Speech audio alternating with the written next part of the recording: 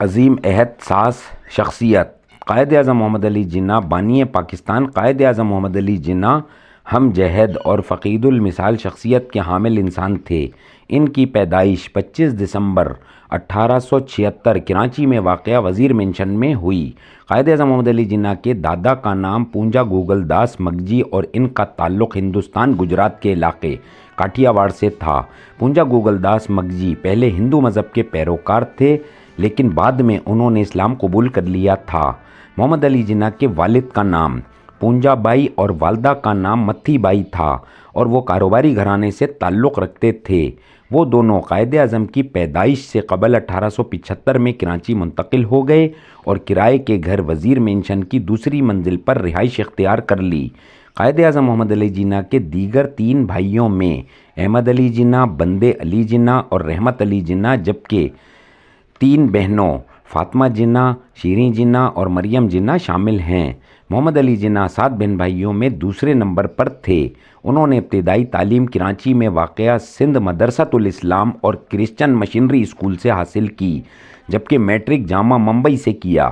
وہ 1892 میں برطانیہ چلے گئے اور اپنے والد جناح پونجا کے کاروباری دوست سر فرینڈرک لیف کرو کی معرفت گراہم شپنگ اینڈ ٹریڈنگ نامی کمپنی میں ملازمت اختیار کر لی۔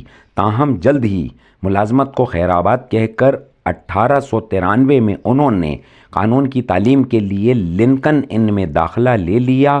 لنکن ان میں داخلے کی وجہ بتاتے ہوئے ان کا کہنا تھا کہ اس کے مرکزی دروازے پر حضرت محمد مصطفیٰ صلی اللہ علیہ وآلہ وسلم سمیت دنیا کے بڑے قانون سازوں کے نام درج تھے۔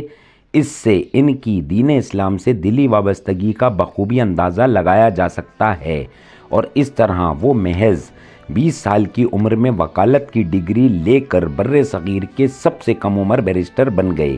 اسی دوران جناح کے والدین بھی دوبارہ ممبئی منتقل ہو چکے تھے۔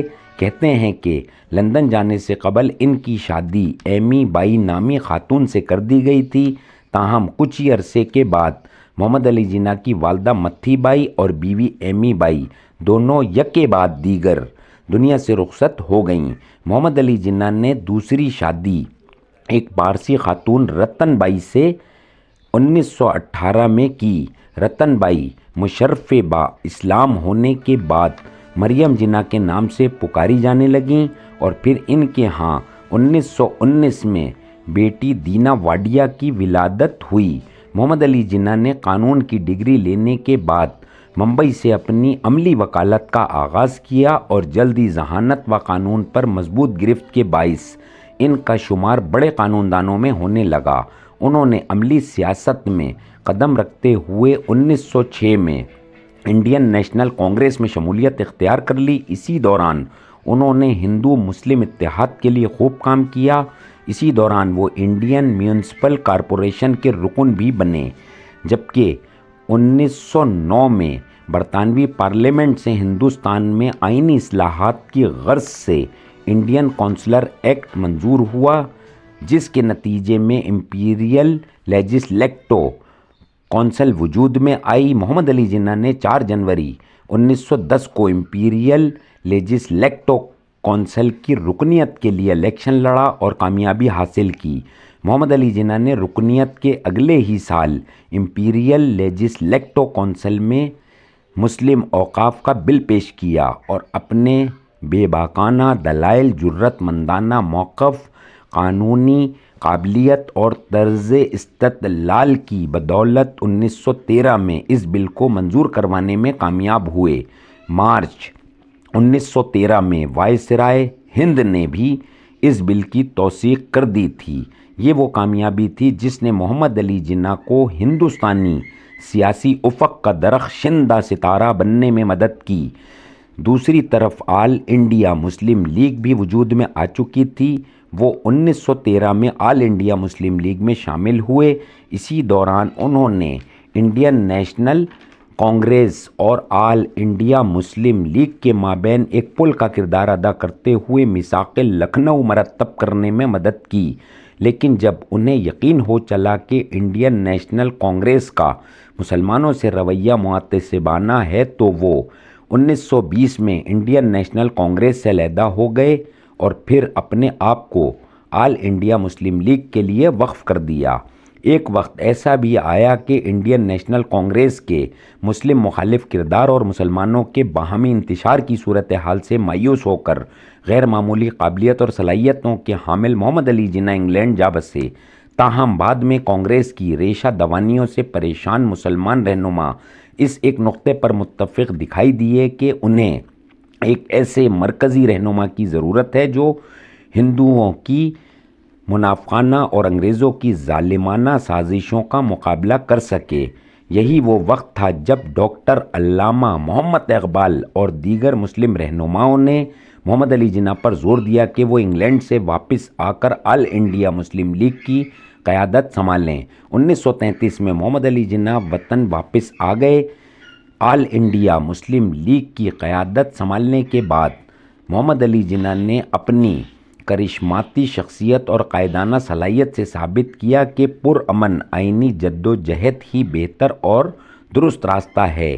دنیا کے نامور مصنف اسٹینلے والپرٹ نے اپنی کتاب جناح آف پاکستان میں قائد اعظم کو خراج عقیدت پیش کرتے ہوئے لکھا کہ ایسے مضبوط اعصاب کے مالک افراد ہی راکھ کے ڈھیر کو گلزار بنا سکتے ہیں اور کم ہی لوگ ایسے ہوتے ہیں جو تاریخ کے دھارے کو تبدیل کر کے دنیا کے نقشے میں تبدیلی کا باعث بنتے ہیں۔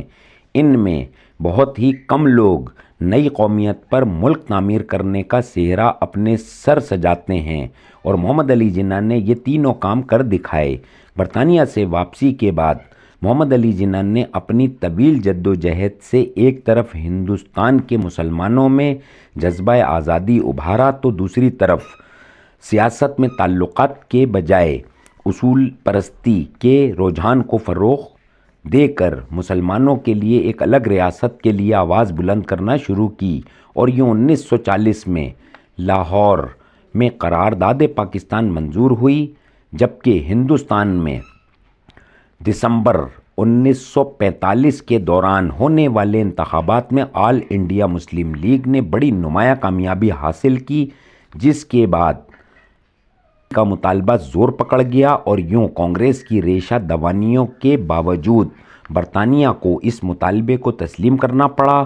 تاہم تقسیم سے قبل ہی متحدہ ہندوستان کے مخالف علاقوں میں فسادات پھوٹ پڑے۔ فروری 1947 میں لارڈ ماؤنٹ بیٹن نے نئے وائسرائے کی حیثیت سے چارج سنبھالا۔ 7 اگست 1947 کو قائد اعظم محمد علی جناح اور ان کی ہمشیرہ فاطمہ جناح لارڈ ماؤنٹ بیٹن کے طیارے میں سوار ہو کر کراچی پہنچے، اور آخر کار وہ گھڑی بھی آن پہنچی جس کے لیے قائد اعظم محمد علی جناح نے اپنے رفقائے کار کے ساتھ طویل جد و جہد کی تھی، اور یوں 14 اگست 1947 کو پاکستان معروض وجود میں آیا۔ قائد اعظم محمد علی جناح پاکستان کے پہلے گورنر جنرل بنے۔ قیام پاکستان کے لیے طویل جد و جہد کے باعث ان کی صحت تیزی سے خراب ہو رہی تھی، اسی سبب وہ علاج کی غرض سے پہلے کوئٹہ اور پھر زیارت منتقل ہوئے، لیکن مرض میں مسلسل شدت کے باعث دنیا کا عظیم قائد 11 ستمبر 1948 کو اس دارائے فانی سے کوچ کر گیا۔